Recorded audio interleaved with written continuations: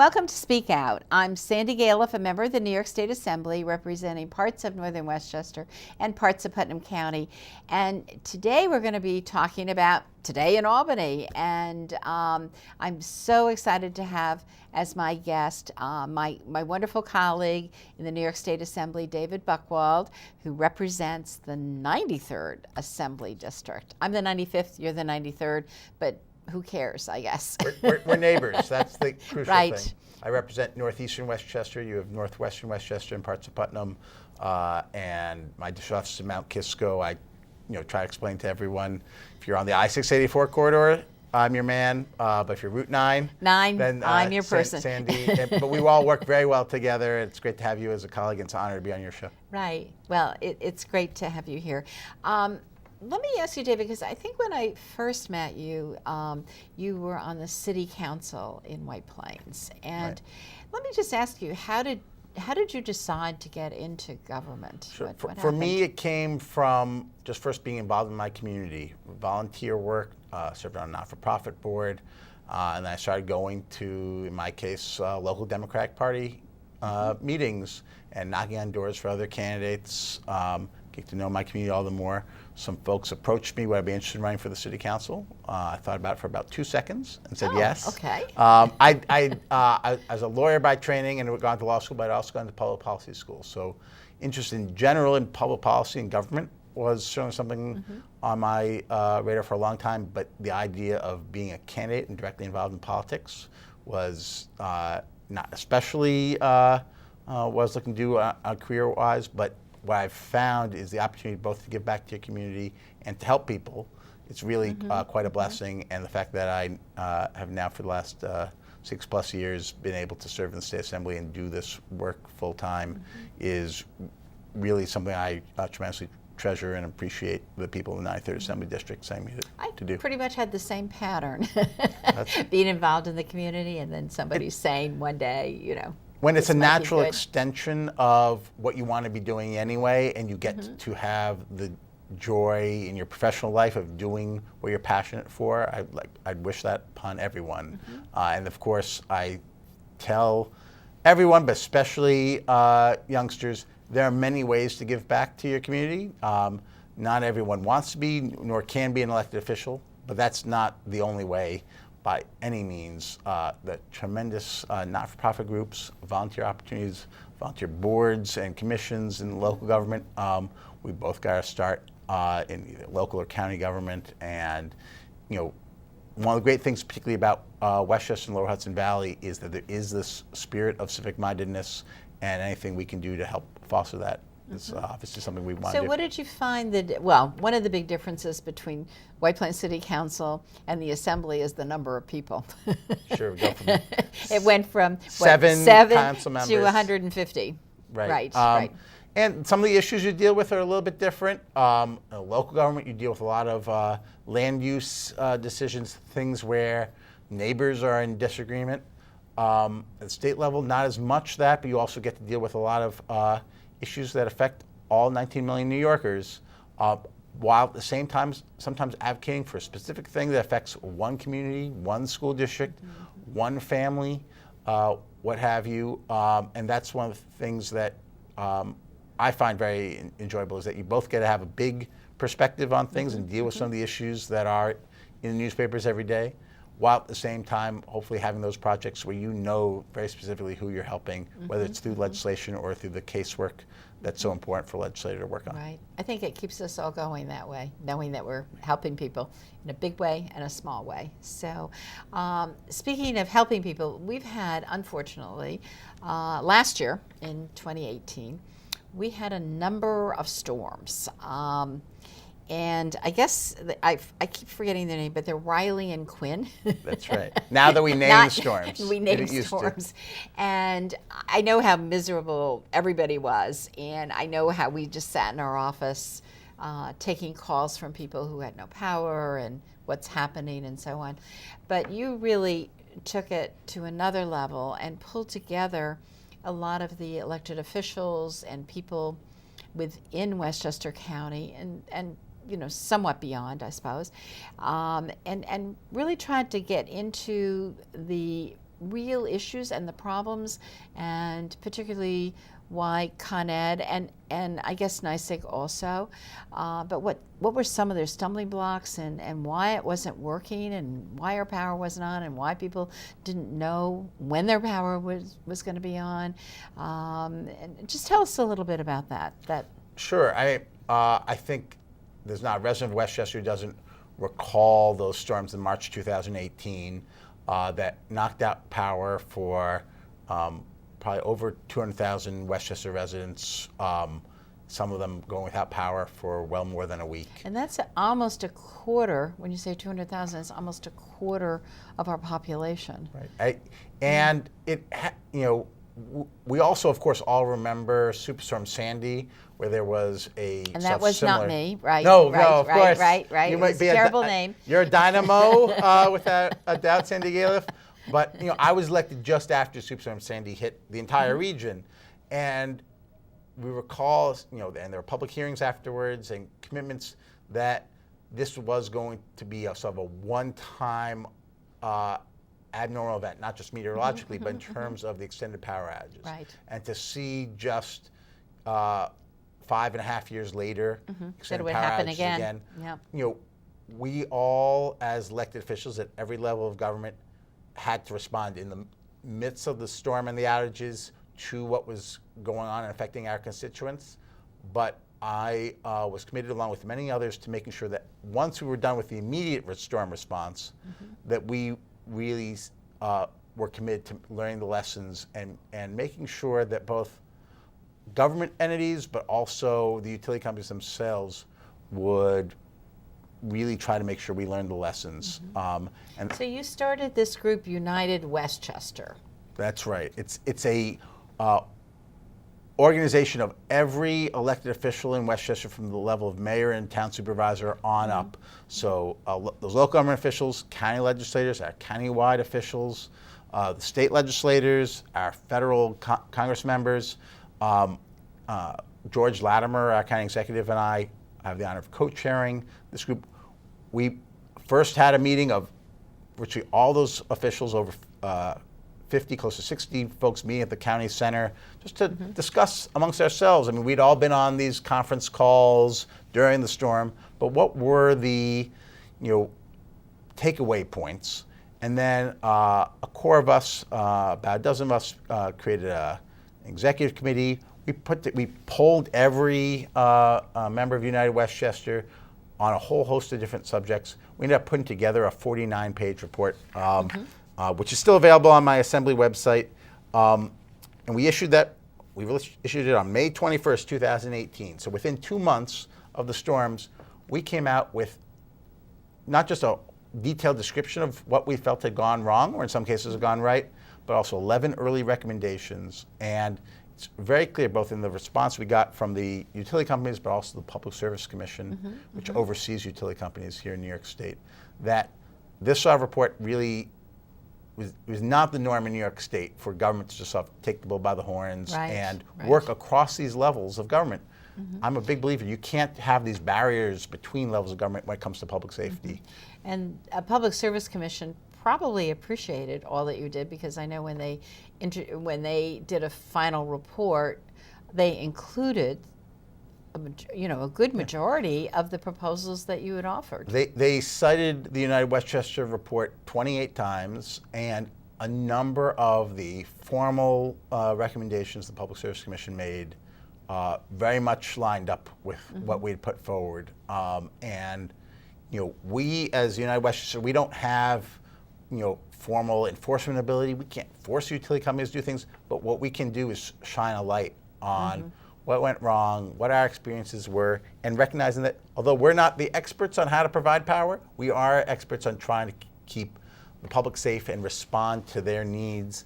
And ultimately, our utility companies need to step up. I'm glad the Public Service Commission is holding them to account. And one of the issues we were all fighting was, did they have enough employees there and available, and did they get their employees in fast enough? I mean, those are one of the issues.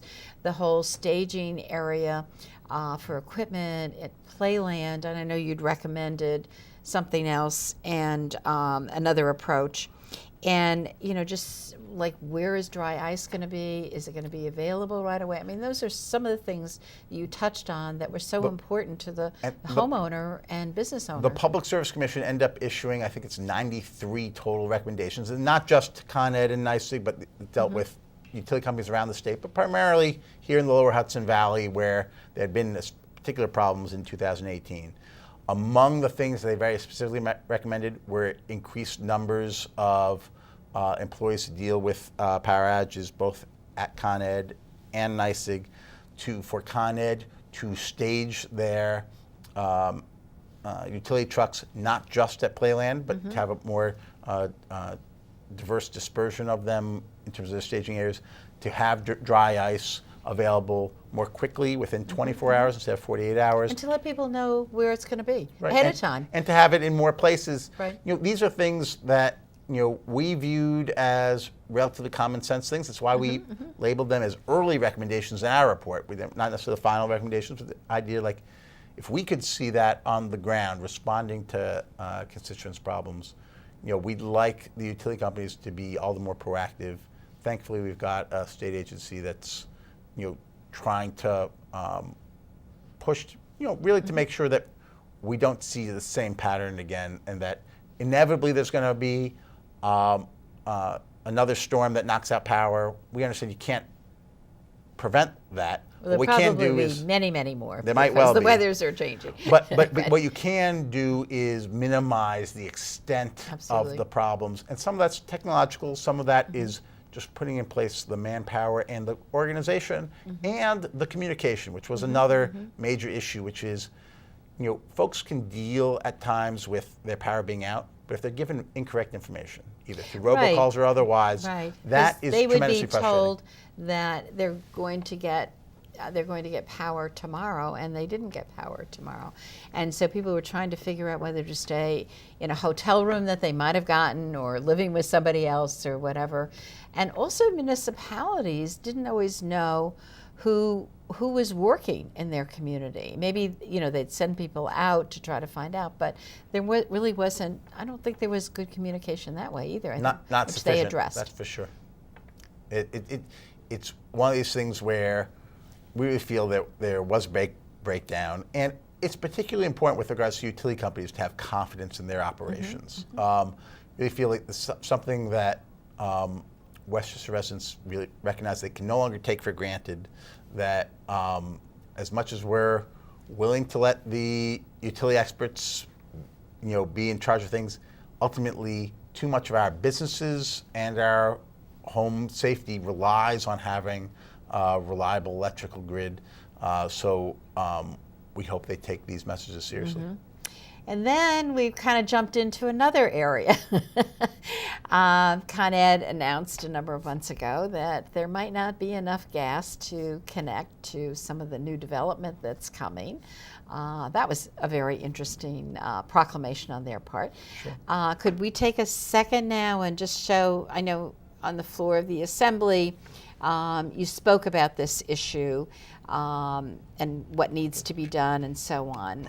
Thankfully, New York State stepped up, but we'll get into why that was needed, and the fact that people know New York State's on their side is a very important thing. Okay, so let's watch that. The last part of the bill, Part UU, is a part to amend the public service law in relation to a Westchester County renewable energy and energy efficiency resources program. I want to thank my colleagues for having supported the many people in Westchester who are now facing a natural gas moratorium announced just 2 months before it went into effect.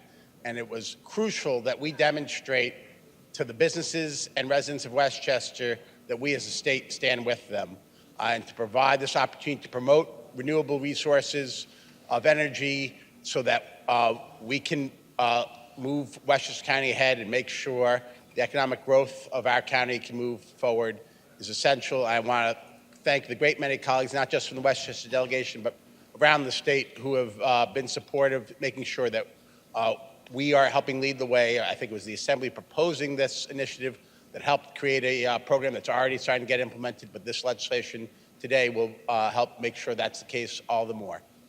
It was so important for you to bring this the concept of alternative energy and so on, and how to deal with a major problem that we have to the floor of the Assembly so other colleagues know exactly what's going on. I think, you and I are both very committed, along with many of our colleagues, in seeing over the long term a transition away from fossil fuels to produce a cleaner and more productive environment. Nonetheless, when Con Ed took everyone in Westchester by surprise, total surprise, and right? Less than 2 months before implementing a moratorium, informed the world that it would be coming, that really sent a shock through the system. You have to make sure that there's planning in place, especially for something as fundamental as a change of energy sources. Had we all been told 2 years ago that there was a threat of a possible moratorium, we would have galvanized both government, the business community, and not-for-profits to really work at doing things like efficiency projects, things that we have done here in Westchester when it comes to the electrical side of things. There are great groups working across Westchester County to try to make energy more efficient, provide incentives for solar and other renewable forms of electricity. But there hadn't been that same effort on the gas side, frankly, in part because Con Ed had not signaled that there was a significant problem. They point to a report that they filed where on page 136 in a footnote there was some reference to possibly a moratorium. That's not the same as providing public notice. So thankfully, as soon as we did get this notice, we all in government in Westchester sort of galvanized trying to figure out what it would mean, but also those of us in the state delegation recognized that New York State needed to step up. Governor Cuomo and his administration worked to find solutions that would incentivize alternative forms of heating and replacements for natural gas. But at the same time, in our state budget, as you just saw, we put forward $250 million of funding. Some of that comes from the utility itself that really seeks to provide this transition away from natural gas. And thankfully, even since then, Con Ed has now come up with a potential solution so that there's a prospect of the moratorium ending in a few years. But we need to remain vigilant to make sure that there really are opportunities for whether it's a homeowner or a developer to really take into account what are the energy resources of our area and to partner with state agencies like NYSERDA and the New York Power Authority to really move our county forward. Right. Well, we really have to get the message out. There's going to be a lot of communication. We've got to encourage people to think about heat pumps, geothermal, other actions that will mean that they don't have to have gas. Because I think what Con Ed was saying is that they were replacing oil with gas. They ran out as of recently gas. as 2017, they'd been financially incentivizing more use of natural gas, and to then in early 2019 have a statement that we can't provide any more natural gas to new users. That's the sort of thing we realize this was sort of an economic failure. And when you have particularly a regulated utility company that has a natural monopoly, you can't have a market failure. It's one thing when you've got a competitive market and some company can't succeed, well then other people step in. Here, there's a heightened sense of responsibility. And so we're seeing, both on the electricity side and on the natural gas side, need for more of us to just roll up our sleeves, make sure that the people of Westchester are safe and provided for. I think, thankfully, folks can have confidence that we're making progress on those fronts. Well, nothing like taking on a big industry, David. Yeah, that's why they sent us to Albany so that we could do it on people's behalf. Right. Well, I know you've worked on so many other issues, on ethics and making sure that an issue of tax returns and things like that we have knowledge about any conflict of interest, which is so important. And I know you've gotten into that and legislation.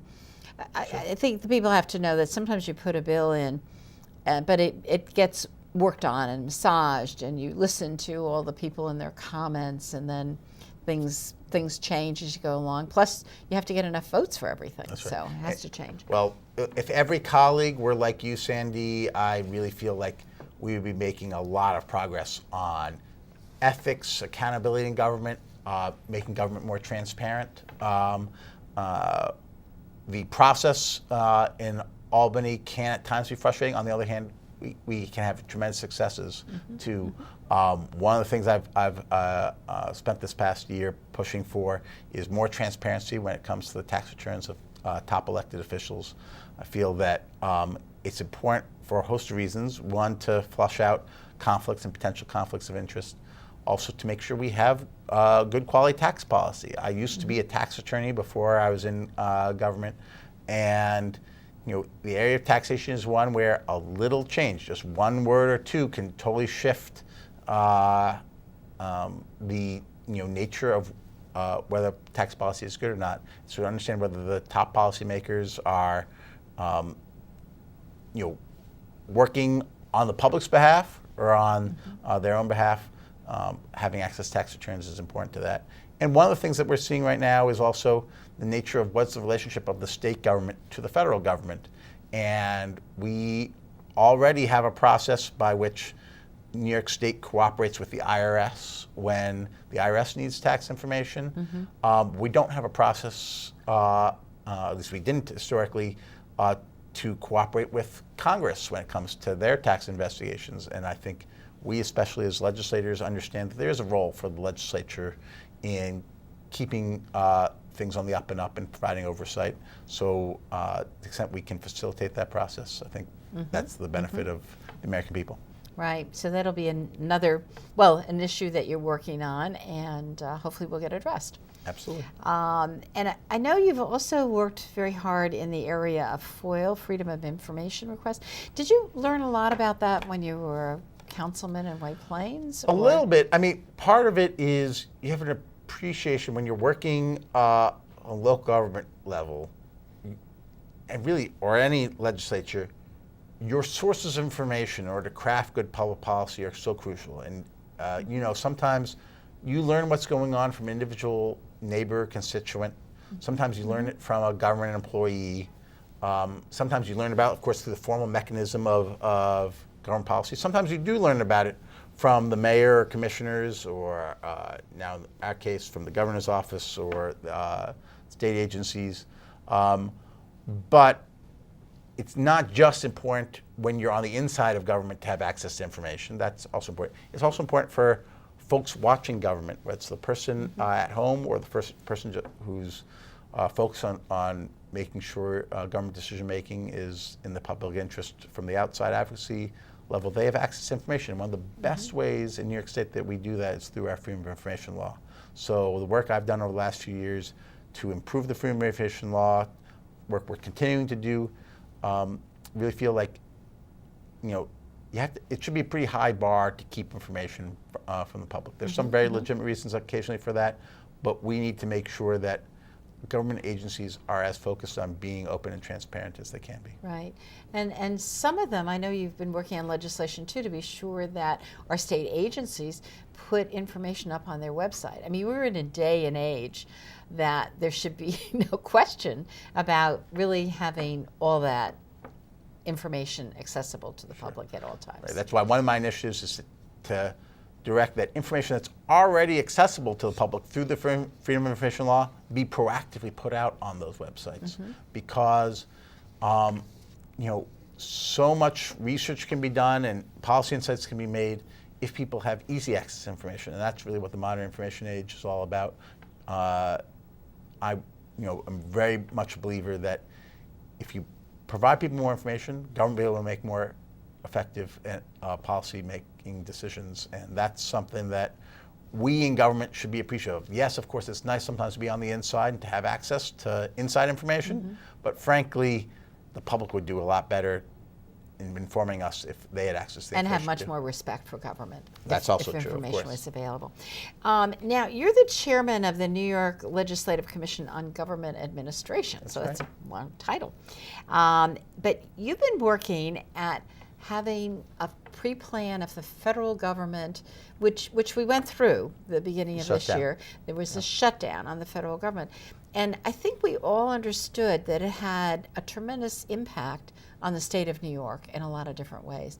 So what are you trying to accomplish here? And basically, what we saw earlier this year, when there was the extended federal government shutdown over a period of a few weeks, different government agencies in New York responded in different ways. Some of the things that we did, helping defer student tuition bills, for example, for families that are affected by federal employees who'd been temporarily laid off or had been forced to work but without pay.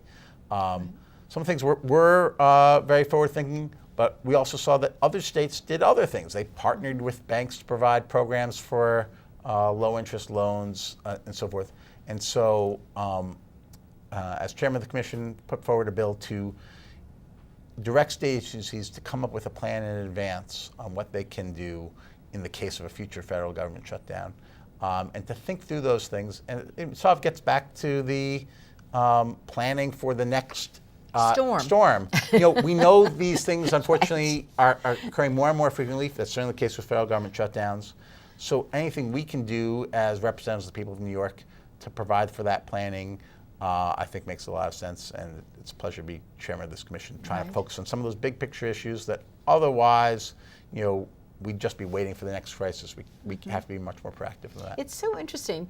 Sometimes we really don't think about things until we have a crisis before us. And you're right, it's with our energy going out or the federal government shutting down and Statue of Liberty, you can't go out there, and all these things that people had planned to do that It's all not of a just sudden couldn't crisis. happen. Sometimes it's just, you know, things don't rise to the level of public attention until there's been some sort of tragic incident. I think back to, I carried legislation since 2014, I think, on a kind of explosive in New York State that isn't at all regulated. And at the time, I introduced it. I said, there'd been an 8-year-old in Oklahoma who'd been killed with this explosive, unfortunately. Other people had lost limbs or forest fires had been started. But I said at the time, thankfully, nothing had yet occurred other than some loud booms in New York State connected to this.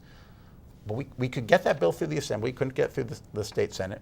And a few years ago, we all remember those bombings in Chelsea neighborhood of Manhattan. One bomb that went off, one that thankfully did not go off. That used this exact same substance. And I felt, gee, we missed that opportunity. We could have regulated this project. Now, thankfully, we're making progress, but it shouldn't take a circumstance like that. And thankfully, there were only injuries, no deaths in that Chelsea Manhattan bombing. We really should be expecting more of government to be forward-thinking. We won't solve every problem, but at least we want New Yorkers to have confidence that we're trying to do our best. Well, David, we have great confidence in you to solve a lot of problems, not every problem, but with good a lot of partners like you, problems. thank you. And just thank you so much for being on the program and to talk about these really important issues. And I know we're putting up on the website where people can contact you. Sure. And I just want to let people know, if you want to give me a call, I'm at 914-941-1111. Thank you so much for watching, and thanks, David, for being here. Thank you very much, Sandy.